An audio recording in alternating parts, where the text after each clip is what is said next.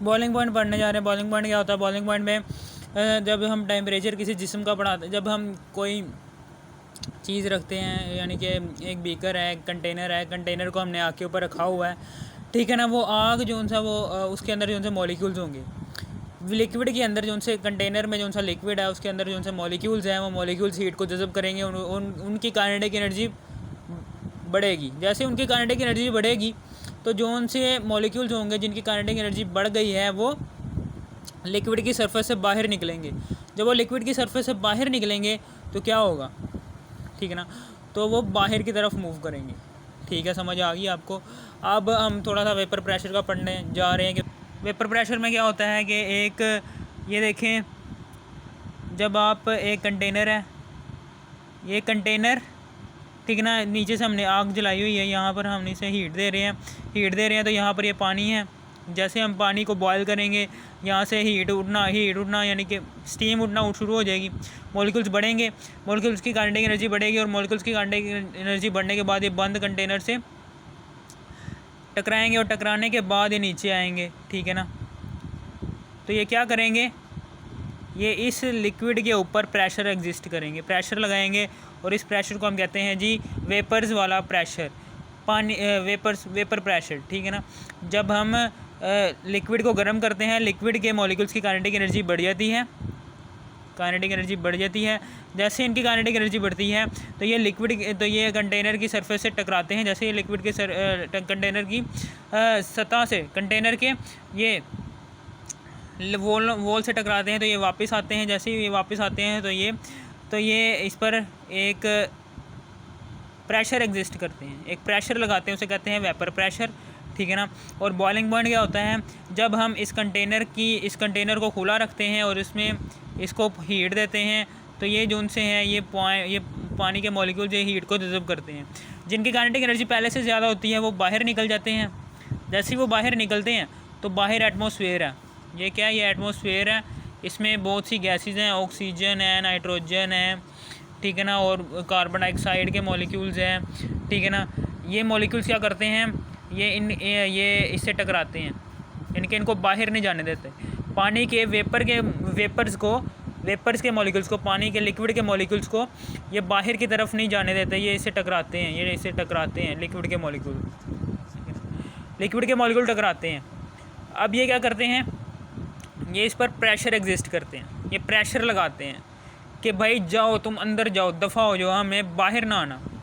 जब हम continuously heat provide करते हैं ना तो ये पानी के मॉलिक्यूल्स क्या करते हैं, ये हीट को नीचे, जब ये मॉलिक्यूल्स ऊपर से प्रेशर लगाते हैं, एटमॉस्फेरिक मॉलिक्यूल्स, तो ये जो उनसे मॉलिक्यूल्स होते हैं जो उनसे बाहर की तरफ आ रहे थे, ये फिर अंदर जाते हैं और फिर इनकी काइनेटिक एनर्जी बढ़ती है कि यहाँ से ये हीट पकड़ते हैं और ज़्यादा हीट जज़ब करते हैं, और जब ये और ज़्यादा हीट जज़ब करते हैं तो इनकी काइनेटिक एनर्जी और ज़्यादा बढ़ जाती है। और एक वक्त ऐसा आता है कि ये इस लिक्विड की सरफेस से भी बाहर निकल जाते हैं, ठीक है ना, और फिर ये एटमॉस्फेयर से भी बाहर निकल जाते हैं। एटमॉस्फेयर में तैरते फिरते हैं ये मॉलिक्यूल्स। ये लिक्विड का मॉलिक्यूल बाहर निकल गया क्योंकि इसकी काइनेटिक एनर्जी क्या थी, ज़्यादा होगी, क्योंकि इसकी काइनेटिक एनर्जी ज़्यादा हो गई है, इसलिए ये बाहर की तरफ ट्रैवल कर गया, ठीक है ना। यानी कि बॉइलिंग पॉइंट क्या होता है, जब atmospheric pressure is equal to the vapour pressure of the liquid.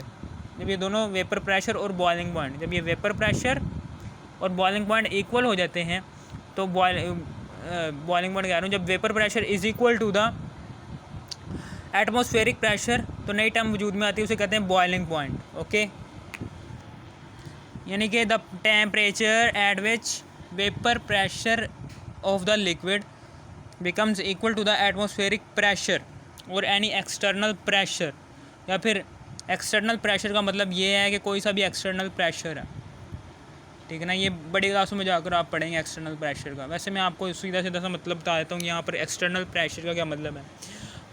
बहुत से साइंटिस्ट क्या करते हैं, लेबॉर्ट्री में अपना ही एक सिस्टम तैयार करते हैं, बहुत बड़ा सिस्टम होता है, ठीक है ना। उसके अंदर एक बीकर होता है, बीकर को गर्म करते हैं, ठीक है ना, और उस पूरे माहौल का एक एक्सटर्नल प्रेशर एग्जिस्ट करते हैं, यानी कि सेट करते हैं एक्सटर्नल प्रेशर। फॉर एग्जांपल उन्होंने यहाँ पर प्रेशर पैदा किया हुआ है जी 30 PSI का, 30 psi का उन्होंने प्रेशर यहाँ पर किया हुआ है। तो बीकर को जब हम गर्म करेंगे तो इसके मॉलिक्यूल्स क्या करेंगे, ये बीकर है, इसके मॉलिक्यूल्स हैं, तो वो क्या करेंगे, ये बंद सिस्टम नहीं है, ठीक है ना, ये बंद सिस्टम नहीं है, ये खुला हुआ है।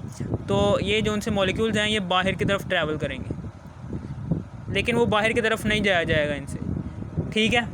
बाहर की तरफ क्यों नहीं जाया जाएगा, बाहर की तरफ इन लिक्विड मॉलिक्यूल्स को बाहर की तरफ नहीं जाया जाएगा, क्योंकि ये लिक्विड के मॉलिक्यूल्स का जो सा टेम्परेचर, जो सी काइनेटिक एनर्जी है, जो सा इनका लिक्विड के प्रेशर, जो सा ये लिक्विड एटीएम, ये बाहर जो सा एटमॉस्फेरिक प्रेशर है, एटमॉस्फेरिक प्रेशर एटीएम, इसको एटीएम भी कहते हैं, ठीक है ना। एटमॉस्फेरिक प्रेशर जो सा है, एटीएम में लिखा है एटमॉस्फेरिक प्रेशर जो सा है वो इतना है 30 psi, जबकि अंदर का भी 30 psi से कम है, यानी कि इन वेपर्स का प्रेशर जो सा है वो अभी कम है, यानी कि ये मॉलिक्यूल जो से होंगे, ये जहाँ पर प्रेशर एग्जिस्ट किया हुआ है, यहाँ पर जो सा इतना ज़्यादा प्रेशर बनाया हुआ है बाहर, ठीक है ना, यानी कि बाहर चूँकि ज़्यादा प्रेशर बना हुआ है, इसलिए ये मॉलिक्यूल्स ये बाहर के मॉलिक्यूल से टकराएंगे और ये बाहर अंदर आ जाएंगे, ठीक है ना। अब ये इस सरफेस पर आ जाएंगे, इस सरफेस पर आते रहेंगे, ठीक है ना। इस सरफेस पर यहाँ पर एक वेपर प्रेशर लगाएंगे इस लिक्विड की सरफेस के ऊपर, ठीक है ना। लिक्विड की सरफेस के ऊपर इन्होंने ये जो सा लिक्विड के मॉलिक्यूल्स हैं, ये इन मॉलिक्यूल से टकराने के बाद ये जो सा सरफेस के ऊपर वेपर प्रेशर लगा रहे हैं, जब ये वेपर प्रेशर इस एटमॉस्फेरिक प्रेशर से ज़्यादा हो जाएगा, यानी कि ये वेपर प्रेशर जैसे ये गर्म होता जाएगा, वैसे वैसे ये वेपर्स जो से हैं ये ज़्यादा हीट जज़ब करेंगे, ज़्यादा हीट जज़ब करने के बाद ये ज़्यादा प्रेशर लगाएंगे, ज़्यादा वेपर प्रेशर होगा यहाँ पर। जैसे ही ये वेपर प्रेशर 30 psi से बढ़ जाएगा, ये 30 psi के इक्वल हो जाएगा, तो तब ये लिक्विड जो सा है, ये लिक्विड ये बॉयल होना शुरू हो जाएगा। ये क्या करेगा, बॉयल होना शुरू हो जाएगा। मिसाल के तौर पर H2O है यहाँ पर, ठीक है ना, पानी है, तो पानी भी 30 psi के ऊपर ही बॉयल होगा, ठीक है ना। इन्होंने चूँकि ये साइंटिस्ट है, इन्होंने बाहरी प्रेशर चूँकि 30 psi दिया हुआ है, इसलिए ये जो सा पानी है ये 30 psi वेपर प्रेशर जो सा है, ये जब 30 psi तक पहुँचेगा तभी ये लिक्विड बॉयल होना शुरू होगा, अदरवाइज़ नहीं होगा। नॉर्मल जो सा लिक्विड है, ठीक है ना, ये लिक्विड है, नॉर्मल जो सा लिक्विड है, ये फॉर एग्ज़ाम्पल ये है जी लिक्विड, ये लिक्विड है, ये H2O है, ठीक है ना। ये 14 psi है, बाहर जो सा नॉर्मल नॉर्मल प्रेशर होता है, नॉर्मल इन्वायरमेंटल प्रेशर जो सा इस पर पड़ रहा है, एटमॉस्फेरिक प्रेशर, वो है 14 psi। 14 psi पर ये 100 सेल्सियस पर बॉयल होगा, 100 सेल्सियस पर ये बॉयल हो जाएगा H2O। जैसे इसका टेम्परेचर 100 सेल्सियस तक पहुँचेगा ना, वैसे ही ये नॉर्मल कंडीशंस में बॉयल होना शुरू हो जाएगा, ठीक है ना। क्योंकि इस पर यहाँ पर इस टेम्परेचर पर वेपर प्रेशर जो सा है वो इक्वल हो जाता है किसके, ये एटमॉस्फेरिक प्रेशर के। यानी कि मैं आपको फिर से बता रहा हूँ कि जब ये जो से ये लिक्विड के मॉलिक्यूल्स हैं, जैसे ही ये हीट को जज़ब करेंगे इनकी काइनेटिक एनर्जी बढ़ेगी, वैसे ही फिर उसके बाद ये सरफेस से बाहर निकलेंगे। मैं फिर से बताना चाह रहा हूँ कि H2O के मॉलिक्यूल जैसे ही ये वेपर्स में तब्दील होंगे, पानी के मॉलिक्यूल जैसे ही ये वेपर्स में तब्दील होंगे, तो क्या करेंगे, ये बाहर के एटमॉस्फेरिक मॉलिक्यूल्स हैं, ऑक्सीजन, नाइट्रोजन, कार्बन डाइऑक्साइड के मॉलिक्यूल्स क्या करेंगे, ये H2O के मॉलिक्यूल्स को अंदर की तरफ पुश करेंगे, ठीक है ना। ये बाहर के मॉलिक्यूल्स H2O के मॉलिक्यूल्स को अंदर की तरफ पुश करेंगे, जिसकी वजह से यहाँ पर ये H2O की सरफेस के ऊपर, लिक्विड की सरफेस के ऊपर एक प्रेशर बनेगा। ये प्रेशर, ये इसे कहेंगे वेपर प्रेशर, ठीक है ना। ये वेपर प्रेशर कैसे ज़्यादा होगा, जब ये ठीक है ना, वेपर प्रेशर जब ये फायर कंटिन्यूसली हम जब इसे हीट देते जाएंगे तो ये ज़्यादा हीट जज़ब करेंगे, ज़्यादा काइनेटिक एनर्जी बढ़ेगी, तो फिर उसके बाद ज़्यादा प्रेशर लगाएंगे, वेपर प्रेशर ज़्यादा बढ़ेगा। जैसे ही ये वेपर प्रेशर जो सा है ये 14 psi ये psi प्रेशर का यूनिट होता है, ठीक है ना, प्रेशर का यूनिट होता है। जैसे ही ये वेपर प्रेशर जो सा है ये 14 psi से ज़्यादा हो जाएगा, तो फिर क्या होगा, ये H2O बॉयल होना शुरू हो जाएगा, इसके मॉलिक्यूल्स आराम से बाहर जा सकेंगे, क्योंकि अब इसकी काइनेटिक एनर्जी मॉलिक्यूल्स की वो बढ़ गई है 14 psi से, या फिर 14 psi भी हो गई, फिर भी ये H2O बॉयल होना शुरू हो जाएगा। ओके, समझ आ गई आपको। यहाँ पर ये है जी 760 टार है, ये ये टार 760, ये देखें इसी तरीके से यहाँ पर बताया हुआ है कि ये है जी इथाइल डाईथाइल ईथर, ये अल्कोहल है, और ये है वाटर। डाईथाइल ईथर ये 760 मैंने यहाँ पर लिखा भी हुआ है कि 1 ATM is equal to 760 millimetre of HG is equal to 760 torr is equal to 10^-25 newton per metre square is equal to 10^-25 pascal is equal to 14.7 PSI is equal to 1.01 bar. ये सारे इक्वल ही होते हैं। 760 की जगह आप यहाँ पर 14.7 PSI भी लिख सकते हैं। ये इन्वायरमेंटल प्रेशर है, यानी कि जो सा नॉर्मल कंडीशन में जो सा हम महसूस कर रहे हैं इस वक्त इन्वायरमेंट का प्रेशर वो होता है जी 14.7 PSI, जो हमें ज़मीन की तरफ दबाए रखता है ताकि हम खाएं पिएं चलें फिरें इस दुनिया में खेलें। ये 14 PSI क्या करता है, 14.7 PSI हमें इस दुनिया के अंदर जमाए रखता है ज़मीन के साथ, ठीक है ना। इसी तरीके से ये जो उनसे हैं डाईथाइल ईथर है, ठीक है ना, ये 34.6 सेल्सियस पर नॉर्मल कंडीशन में जब इसे बॉयल करते हैं तो 34.6 सेल्सियस इस टेम्परेचर पर इसका जो सा वेपर प्रेशर है वो एटमॉस्फेरिक प्रेशर 14.7 PSI या फिर 760 मिलीमीटर ऑफ HG के बराबर हो जाता है। 78 सेल्सियस ये अल्कोहल का वेपर प्रेशर है। इस टेम्परेचर पर अल्कोहल का वेपर प्रेशर एटमॉस्फेरिक प्रेशर जो कि 14.7 PSI और या फिर 760 मिलीमीटर ऑफ HG है उसके इक्वल हो जाता है। 100 सेल्सियस जो कि एक वाटर का वेपर प्रेशर है, वाटर का टेम्परेचर है। इस टेम्परेचर पर पानी का जो सा वेपर प्रेशर है वो पानी का जो सा ये वेपर प्रेशर है, पानी का जो सा ये वेपर प्रेशर है, ये पानी का जो सा ये वेपर प्रेशर है, ये पानी का जो सा ये वेपर प्रेशर है, ठीक है ना। ये बाहर वाले एटमॉस्फेयर यानी कि बाहर वाले एटमॉस्फेरिक प्रेशर 14.7 PSI के इक्वल हो जाता है, फिर जाके ये पानी बॉयल होना शुरू हो जाएगा, ठीक है। समझ आ गई आपको, ये मैंने बता दिया हुआ है कि कैसे ये ग्राफ बना हुआ है, ठीक है ना। ओके, समझ आ गई आपको। ये टेम्परेचर सेल्सियस में है, यहाँ पर वेपर प्रेशर है, वेपर प्रेशर, ठीक है ना। ये वेपर प्रेशर ये है, ये नॉर्मल वेपर प्रेशर उन्होंने ऊपर लिखा हुआ है जो सा हम महसूस कर रहे हैं इस वक्त 760 मिलीमीटर ऑफ HG और या फिर 14.7 PSI। ये सारे इक्वल ही हैं। कोई सा भी लिख सकते हो, 1 ATM भी लिख सकते हो उधर, 760 टार भी लिख सकते हो उधर, इधर इसकी बात कर रहा हूँ, इधर लिख सकते हो आप 10^-25 पास्कल भी लिख सकते हो, कुछ नहीं होता। ये सारे बस ये अलग अलग यूनिट्स की वजह से, अलग अलग यूनिट्स होने की वजह से इनके जौन सी कांस्टेंट मिकदारें हैं, इनकी जौन सी ये मिकदार है, कांस्टेंट नंबर्स हैं, ये यूनिट्स डिफरेंट होने की वजह से तब्दील हुए हैं, ठीक है ना। ये आप आगे की क्लासों में पढ़ेंगे कि कैसे मिलीमीटर ऑफ HG को टार में तब्दील करते हैं, कैसे टार को ATM में तब्दील करते हैं, कैसे ATM को बार में तब्दील करते हैं, ठीक है ना। ये सारे प्रेशर के यूनिट्स हैं। अब उसके बाद आगे है जी जो सा ये वेपर प्रेशर, ये बॉइलिंग पॉइंट है, ये नेचर ऑफ लिक्विड पर डिपेंड करता है। नेचर ऑफ लिक्विड पोलर हो तो उसमें हाइड्रोजन बॉन्डिंग प्रेजेंट होगी, हाइड्रोजन बॉन्डिंग प्रेजेंट होने की वजह से उस पर ज़्यादा टेम्परेचर दरकार होगा उसके बॉन्ड को तोड़ने के लिए। मिसाल के तौर पर H2O है, H2O है, ठीक है ना। यहाँ पर क्या होता है, पार्शल पॉजिटिव है, पार्शल नेगेटिव है, ठीक है ना। इसने बॉन्ड बनाया होता है दूसरे, इसने ये क्या हाइड्रोजन बॉन्डिंग, ठीक है ना। ये इसने इसके साथ बॉन्ड बनाया होता है, ठीक है ना। ये क्या है, ये हाइड्रोजन बॉन्डिंग है, हाइड्रोजन बॉन्डिंग, ठीक है ना। इसको तोड़ने के लिए इसको तोड़ने के लिए ज़्यादा टेम्परेचर दरकार होता है, इसलिए बॉइलिंग पॉइंट ये पोलर मॉलिक्यूल्स का ज़्यादा होगा। जबकि अल्कोहल जो सा C2H5OH, ये इसका जो सा है, इसका जो सा स्ट्रक्चर है वो ये है कि पहले आएगा CH3, पहले आएगा जी H3C, ठीक है ना, CH2 बॉन्ड OH, ये पार्शल नेगेटिव है, पार्शल पॉजिटिव है। ये किसको अट्रैक्ट करेगा, दूसरे मॉलिक्यूल के हाइड्रोजन को, ठीक है ना। ये सारा बाकी वही है, ठीक है। समझ आ गई आपको। ये भी हाइड्रोजन बॉन्डिंग है alcohol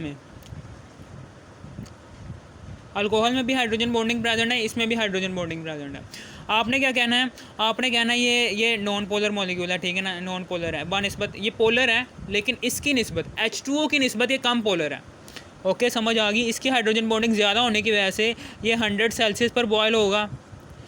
due to hydrogen bonding hydrogen bonding ज़्यादा होने की वजह से ये 100 सेल्सियस पर बॉयल होगा, ये 78 सेल्सियस पर बॉयल होगा, क्योंकि इसकी हाइड्रोजन बॉन्डिंग जो सी है वो H2O की निस्बत कम है। ठीक है ना, समझ आ गई। और इसके मॉलिक्यूल का साइज़ भी बड़ा होता है। ठीक है ना, इसके मॉलिक्यूल का साइज़ भी बड़ा होता है बानिस्बत H2O के। ठीक है ना, ये भी याद रखना।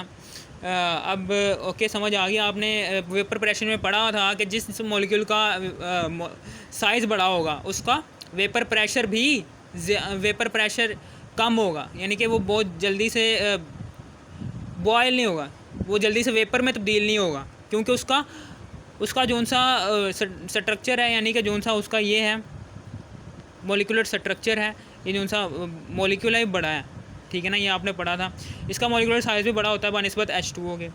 ठीक है, अब उसके बाद आगे हैं जी, अब हम पढ़ने जा रहे हैं ये नेचर ऑफ लिक्विड में हमने क्या जाना है कि जितना एक मॉलिक्यूल का जौन सा ये बॉइलिंग पॉइंट है, बॉइलिंग पॉइंट जौन सा है ये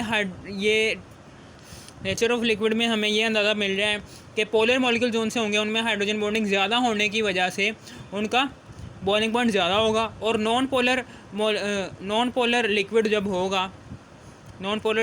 होगा तो उसमें हाइड्रोजन बॉन्डिंग कम होने की वजह से उसका बॉइलिंग पॉइंट भी कम होगा। ठीक है ना, पोलर और non polar liquid nature of liquid जो उनसे डिपेंड कर रही है किसके ऊपर, बॉइलिंग पॉइंट डिपेंड कर रहा है नेचर ऑफ लिक्विड पर। पोलर होगा तो बॉइलिंग पॉइंट ज़्यादा होगा, नॉन पोलर होगा तो बॉइलिंग पॉइंट कम होगा, 78 सेल्सियस होगा, यहाँ पर 100 सेल्सियस होगा। इंटरमॉलिक्यूलर फोर्सेस ये हमने पढ़ चुके हैं कि वही होती हैं, ये हाइड्रोजन बॉन्डिंग, ये इंटरमॉलिक्यूलर फोर्स की है किस्म है। यहाँ पर चूँकि इंटरमॉलिक्यूलर फोर्सेस या फिर हाइड्रोजन बॉन्डिंग ज़्यादा है बनिस्बत अल्कोहल के, इसलिए इसका बॉइलिंग पॉइंट ज़्यादा होगा और इसका बॉइलिंग पॉइंट कम होगा। एक्सटर्नल प्रेशर हमें पढ़ चुके हैं कि जितना ज़्यादा एक्सटर्नल प्रेशर होगा उतना ही ज़्यादा बॉइलिंग पॉइंट होगा किसी भी लिक्विड का।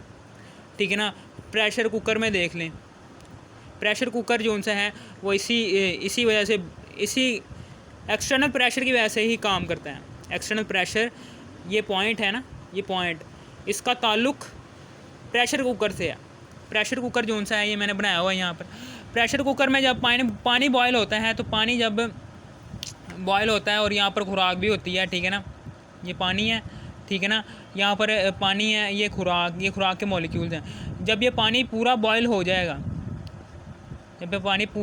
जाएगा, ना, तो फिर जाके ये खुराक पकती है, यही होता है ना। अब ये मैं थोड़ा बहुत आपको प्रेशर कुकर का भी बता देता हूँ। ये पोर्ट होता है, इसे कहते हैं पोर्ट, ये मैंने लिखे हुए हैं, ये पोर्ट है, ये जो सा ये आपको दिख रहा है नीचे, ये जो नीचे होता है पोर्ट, ये रबर रिंग होता है, ये इसका हैंडल है, हैंडल के आगे ही ये एक गोल सा आकार का ये होता है, इसके अंदर ही एक रिंग सा लगा होता है, रबर का बना हुआ रिंग होता है। और लिड जो सा होता है इसे कहते हैं लिड। ये रबर रिंग से ऊपर जो सा ये जो सा है ना, ये जो सा इसके ऊपर ही है, इसे लिड कहते हैं। इस लिड के अंदर रबर रिंग होता है। और वाल्व जो सा होता है ये इसके ऊपर एक छोटा सा सुराख होता है। जैसे ही प्रेशर बहुत ज़्यादा बढ़ जाता है इसमें प्रेशर कुकर में, तो ये वाल्व क्या करता है, ये थोड़ा सा प्रेशर कम करने के लिए ये प्रेशर कुकर का ये एक सीटी मारता है, जिसकी वजह से प्रेशर कम हो जाता है। विसल क्या होता है, ये विसल तब हम अनलॉक करते हैं जब खाना पक जाता है, तब हम क्या करते हैं, अंदर का प्रेशर कम करने के लिए ये विसल को खोलते हैं, तो जिसकी वजह से एक सीटी बजती है, और वो सीटी जो सा है वो अंदर का प्रेशर बहुत कम कर देती है। ये करती है, ये कब होता है कि जब खाना तकरीबन पकने ही वाला होता है, जब प्रेशर बहुत ज़्यादा हो जाता है। ये प्रेशर को कंट्रोल करने के लिए वाल्व इस्तेमाल होते हैं। और जब हमें लग रहा होता है कि भाई टाइम पूरा हो गया, हमारा खाना पक गया होगा, तब हम ये विसल को अनलॉक कर देते हैं। तो ये विसल क्या करती है, ये बहुत ज़्यादा प्रेशर खारिज करती है, ठीक है ना, और अंदर का प्रेशर बहुत ज़्यादा बाहर की तरफ चला जाता है। यहाँ पर जब हम प्रेशर, यहाँ पर 15 से लेकर 30 PSI तक का प्रेशर बनाया जा सकता है, जो कि एटमॉस्फेरिक प्रेशर से बहुत ज़्यादा है, PSI बाहर का है, ठीक है ना। समझ आ गई आपको? ये मैंने आपको थोड़ा बहुत प्रेशर कुकर का भी बता दिया है।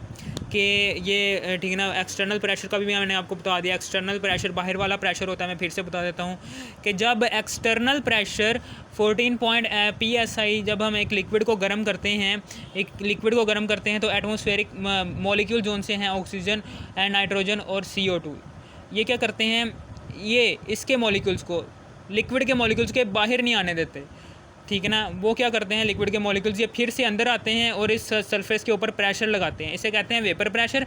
और जैसे ही ये मॉलिक्यूल्स का प्रेशर, मॉलिक्यूल्स की काइनेटिक एनर्जी, हीट मज़ीद सोखते रहते हैं, जब ये हीट जज़ब करते रहते हैं तो इनकी काइनेटिक एनर्जी बहुत ज़्यादा बढ़ जाती है, जिसकी वजह से क्या होता है कि 14 PSI से भी ज़्यादा प्रेशर पर ये बाहर की तरफ निकल पड़ते हैं, या एक्सटर्नल प्रेशर को भी तोड़कर बाहर की तरफ निकल पड़ते हैं, ठीक है ना। इसे कहते हैं एक्सटर्नल प्रेशर।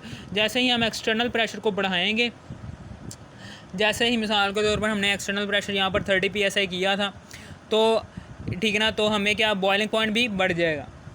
तब क्या होगा कि हमें टेम्परेचर ज़्यादा देना पड़ेगा, क्योंकि यहाँ पर मॉलिक्यूल्स क्या होंगे, ज़्यादा प्रेशर लगा रहे होंगे। यहाँ पर मॉलिक्यूल्स क्या होंगे 30 PSI पर, ये जो उनसे हमने प्रेशर किया हुआ है, 30 PSI अप्लाई किया हुआ है इस पर, इस पूरे कंटेनर पर। ये लैब बनी है, लैब के अंदर, ठीक है ना, हमने एक तजर्बा किया है। यहाँ पर हमने एक प्रेशर लगाया हुआ है इस लिक्विड के ऊपर 30 PSI। अब वो जो सा ये लिक्विड है H2O, इसके मॉलिक्यूल्स को इस प्रेशर को तोड़ने के लिए ज़्यादा टेम्परेचर की ज़रूरत होगी, तो वो ज़्यादा टेम्परेचर आग से लेंगे। जैसे ही इनका प्रेशर, जैसे ही ये वेपर प्रेशर जो सा है, यहाँ पर मॉलिक्यूल क्या करेंगे, मॉलिक्यूल ये हीट को जज़ब करेंगे, इनकी काइनेटिक एनर्जी बढ़ेगी। जैसे इनकी काइनेटिक एनर्जी बढ़ेगी, बाहर जाएंगे, बाहर चूँकि ज़्यादा प्रेशर है तो ये वापस आएंगे। वापस आने के बाद ये लिक्विड पर प्रेशर लगाएंगे, इसे कहते हैं वेपर प्रेशर। और वेपर प्रेशर जैसे ही ये पानी के मॉलिक्यूल जिन्होंने ये इसके ऊपर प्रेशर लगाया हुआ है, जैसे ही ये टेम्परेचर ज़्यादा करेंगे, ठीक है ना, जैसे ही इनका वेपर प्रेशर जो सा है, ये मॉलिक्यूल्स का प्रेशर, ये हीट को जज़ब करने के बाद वेपर प्रेशर जो सा है ये 30 PSI से बढ़ेगा, तो ये मॉलिक्यूल्स आराम से बाहर चले जाएंगे। लेकिन तब ये पानी का टेम्परेचर 100 सेल्सियस नहीं रहेगा। पानी का टेम्परेचर 100 सेल्सियस कब था, जब इन्वायरमेंट में थे, जब हम इन्वायरमेंट में थे, पार्क में थे, किचन में थे, तब 100 सेल्सियस था। अब चूँकि हमने 30 PSI प्रेशर अप्लाई किया हुआ था, इसलिए अब ये जो सा है 100 सेल्सियस बढ़कर 150 सेल्सियस तक हमने हीट प्रोवाइड की। फिर जाके ये पानी उबलना शुरू हुआ इस पूरे सिस्टम के अंदर।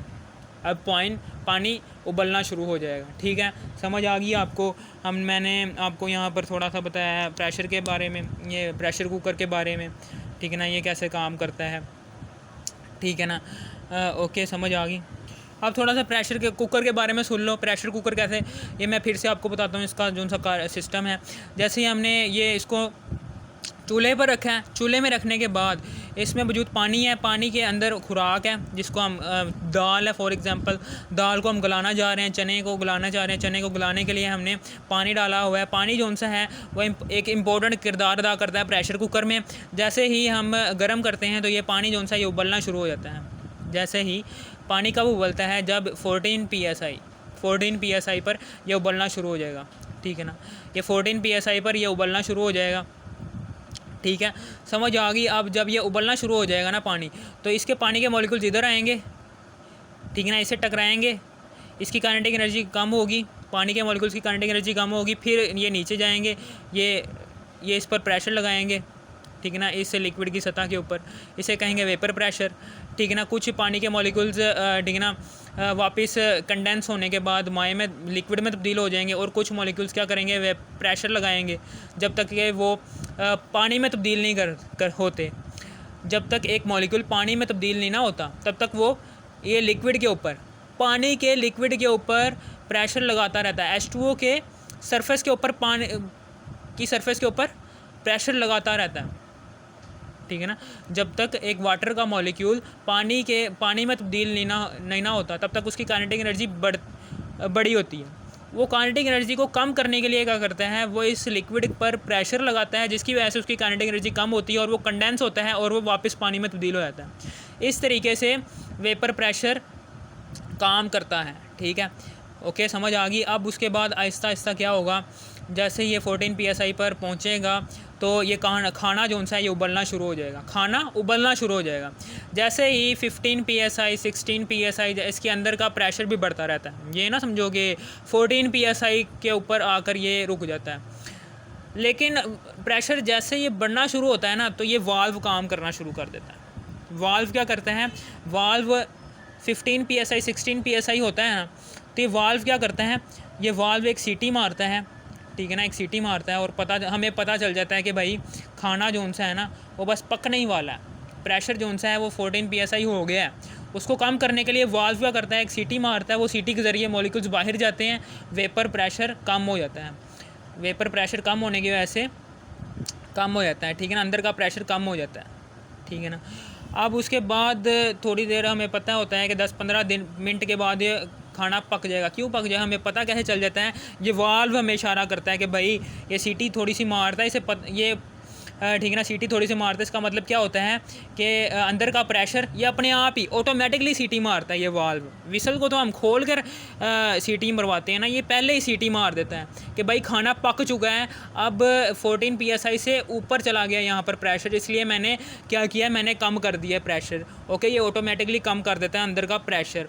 फिर उसके बाद हम क्या करते हैं, हम ना 6 मिनट के बाद क्या करते हैं, हम ये विसल को खोल देते हैं, जो सा ऊपर विसल लगा होता है उसे खोल देते हैं, और सीटी, वो भी सीटी मारता है, और वेपर्स की बहुत बड़ी मिकदार बाहर खारिज होती है। शुरू में बहुत ज़्यादा खारिज होती है, क्योंकि शुरू में वेपर प्रेशर अंदर का बहुत ज़्यादा होता है, इसलिए शुरू में वेपर्स की बहुत ज़्यादा मिकदार खारिज करता है, ठीक है ना। और एंड में वो वेपर्स की मिकदार कम होते होते बहुत कम हो जाती है, और विसल वेपर्स खारिज करना बंद कर देता पानी के। इसका मतलब क्या होता है कि अब अंदर जो सा है वो पानी बहुत कम रह गया है, ठीक है ना, लिक्विड की फॉर्म में बहुत कम रह गया, और अब आप उठा सकते हो इस जोन से, ये है लिड, इसको आप उठा सकते हो, इस लिड को उठा सकते हो। ओके, समझ आ गई। रबर रिंग के काम करता है, रबर रिंग जोन सा है, इसको फिट करने में, लिड को ये पोर्ट के ऊपर फिट करने में रबरिंग का मखसूस अहम किरदार होता है, ठीक है ना। ओके, समझ आ गई आपको ये कैसे काम करता है। इसे कहते हैं प्रेशर कुकर, ठीक है, इसमें कुछ भी नहीं था, ठीक है ना। ये बॉइलिंग पॉइंट जो सा है ये क्लियर हो गया है, ठीक है। अगर आप एक लाइक ज़रूर ठोकना, सिर्फ एक लाइक मांगता हूँ आपसे, ठीक है ना भाई। बहुत मुश्किल से मैं नॉलेज जमा करता हूँ और आपको समझाता हूँ, प्लीज़ थोड़ी सी मेहरबानी किया करें।